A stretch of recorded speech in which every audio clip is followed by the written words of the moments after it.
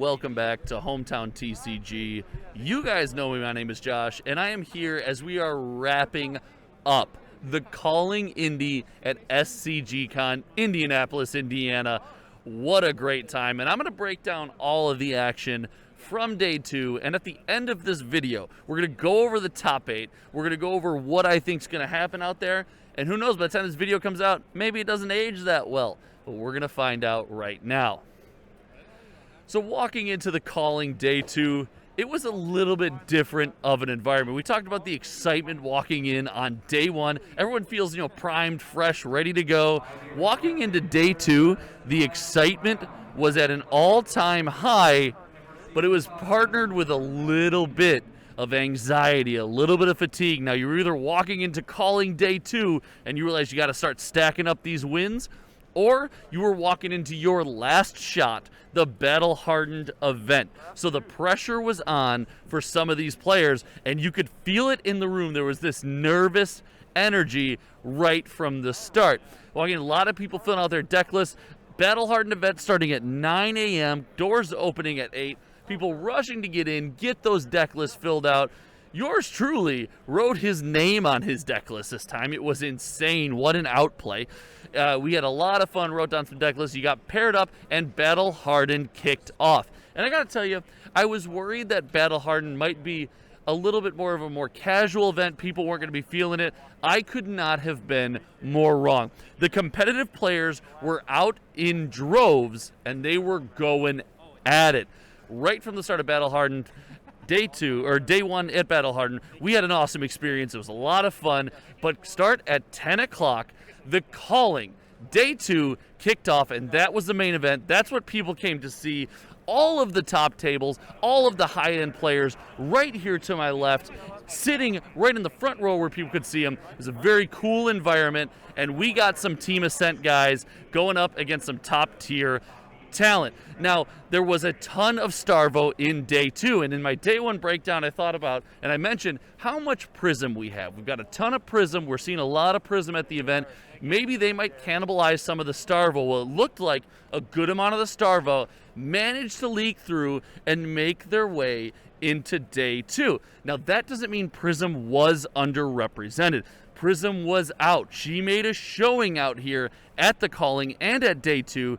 However, it's a little bit more difficult of a deck. There's a lot more decision points in the Prism deck. So we did see a lot of those Prism players who were able to make that cut, get into day 2, start to fall off. Maybe it's for tournament fatigue, maybe it's one bad mistake, maybe it's a high roll of one of these other decks. Whatever it was, the tournament players did start to fall off. And I want to take this point right now to shout out Team Hometown TCG Ascent.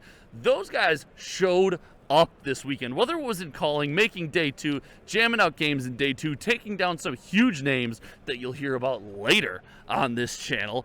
Those games were awesome. The guys were just represented the FaB community in such a positive manner. I couldn't be happier to partner with a better group of players. Oh, what a showing by those guys. So we went through this day, and you had the Battle Hardened kicking off, and people are falling off in the Battle Hardened as it becomes impossible to win. You got the Calling day 2, high level flesh and blood, people going head to head.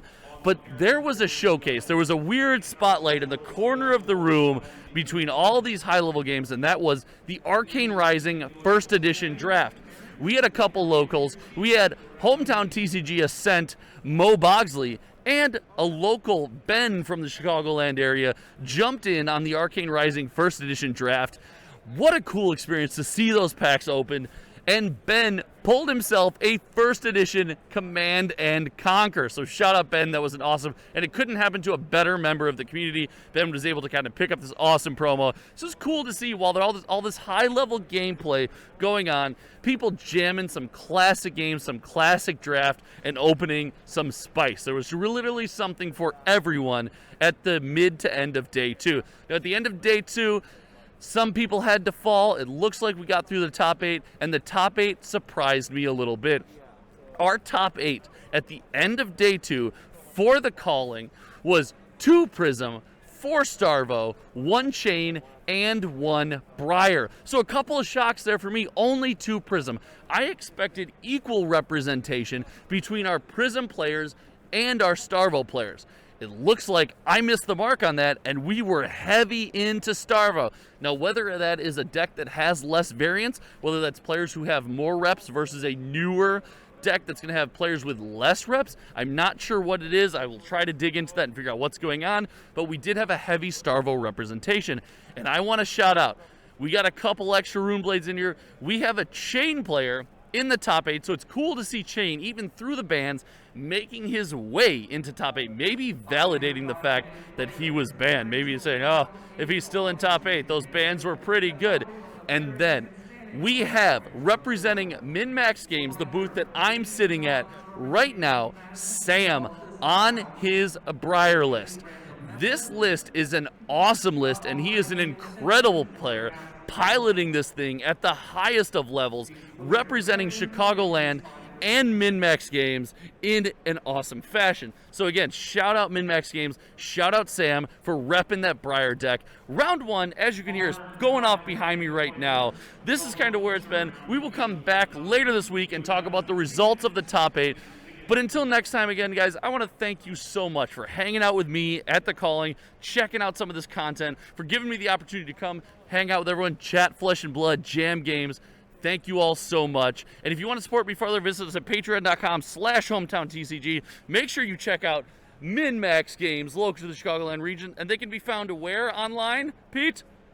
MinMaxGames.com, or more importantly, MinMaxGamesFAB.com. Let's go. Those guys were a huge support, letting me use the space to shoot videos during the Calling. It's been an awesome experience. I'm going to stop rambling. You guys know that I have a tendency to do that. And until next time, you guys know me. My name is Josh, and I'll see you back in Chicago. Goodbye.